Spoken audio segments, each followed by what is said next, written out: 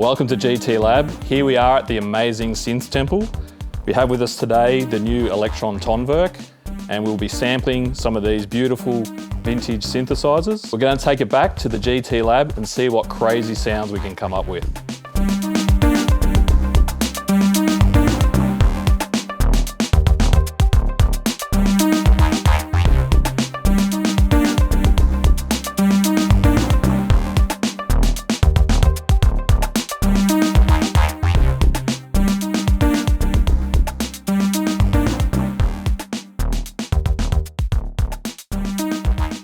Okay, so we're back from the SynthTemple and we ended up sampling a CS80V Yamaha, a Korg PS3200, a Roland System 700 and a Jupiter 8. We made a pattern using all those vintage synths and now we're going to show you the capabilities of the Tonverk. Okay, so let's talk about the layout of the Tonverk.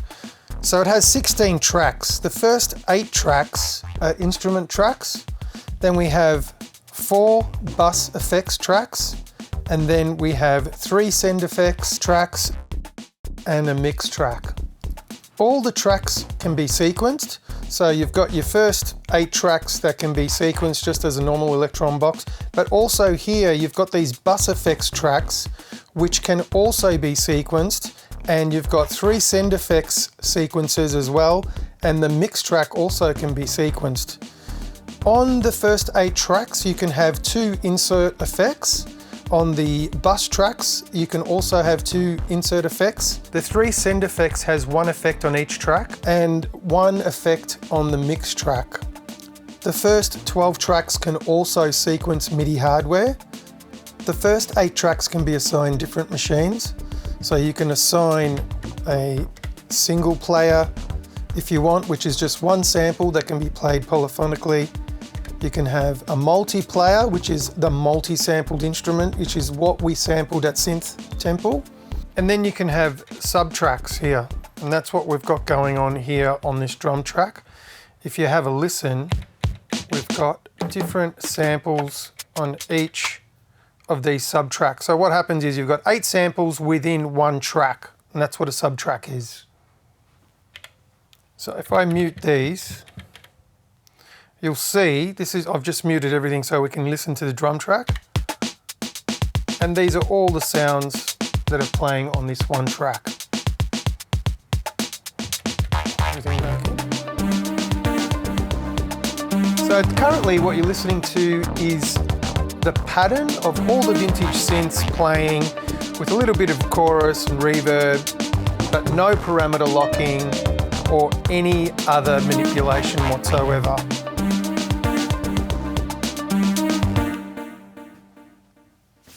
Okay, so now if we go to pattern 2, you'll see that I've got some parameter lock going on already with the insert effects on the tracks here.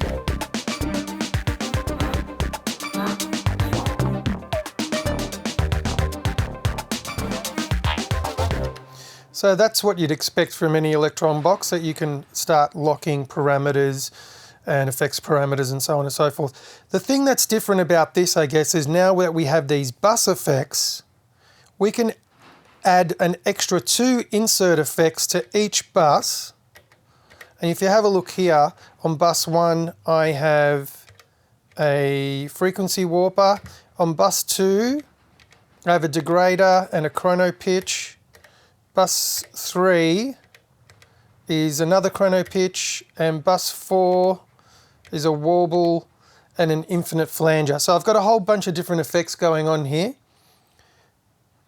that aren't doing anything at the moment because nothing's routed to these buses. So what you hear here is just what's been locked on an insert effect. But now I can go through all of these. I can use it as a performance if I want to. So you can see if I go to track 3, which is the drums, I'll just mute all the other tracks so you can hear the drums. Now if I go to the routing page and I choose track 3, now I can route track 3 to different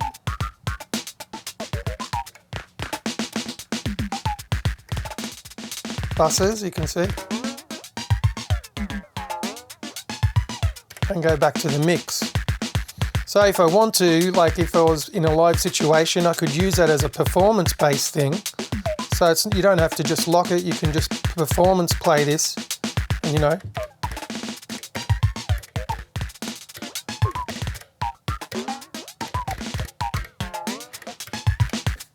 So that's pretty cool. So I can basically use those as a performance tool, or I can lock different tracks to different buses and just leave it there. So let's have a listen to some sounds. Let's have a listen to this sound. So that's the Jupiter 8 strings playing there. So let's have a look at the routing situation.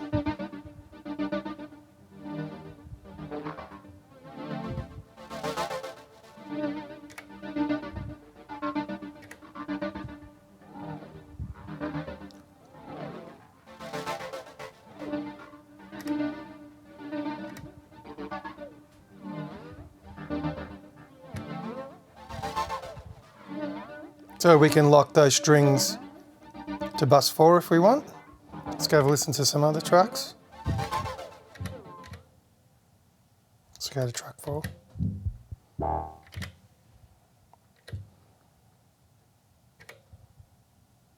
Let's lock bus 1 to it. Oh, that sounds pretty cool. So maybe we might leave that one there.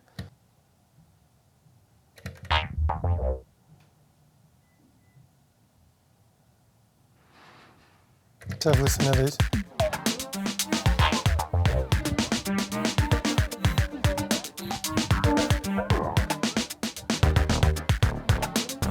It's a bass line coming in off the Korg. Let's have a listen to this one. So if we go to the routing page, I can go to 7. Maybe I'll lock this one to bus 4. So now,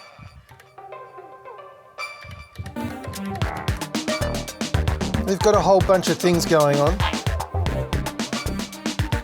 because we've basically routed some of the tracks to some of the buses and then it goes out the mix. Now we've also got a few other things going on here as well. If you have a look at our buses, if I put in record mode, you'll see I've actually locked parameters as well. So these have been sequenced into those effects.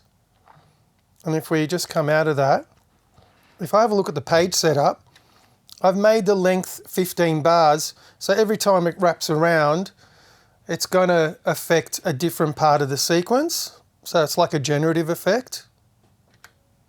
So the send effects also have sequences on board. You can see here in this particular send effects, I've recorded an automation over that sequence. And then the other two I think are just, that's a chorus, so I didn't do anything there. And what did I do here? And I didn't record anything there for the saturated delay. And these can be sent to the tracks also. So there's a few things going on here. And then at the end of the day, if we want, we can mash it all up. They don't have to stay static like that. So if we're playing this sequence, go to the drums, routing, and I can just play around.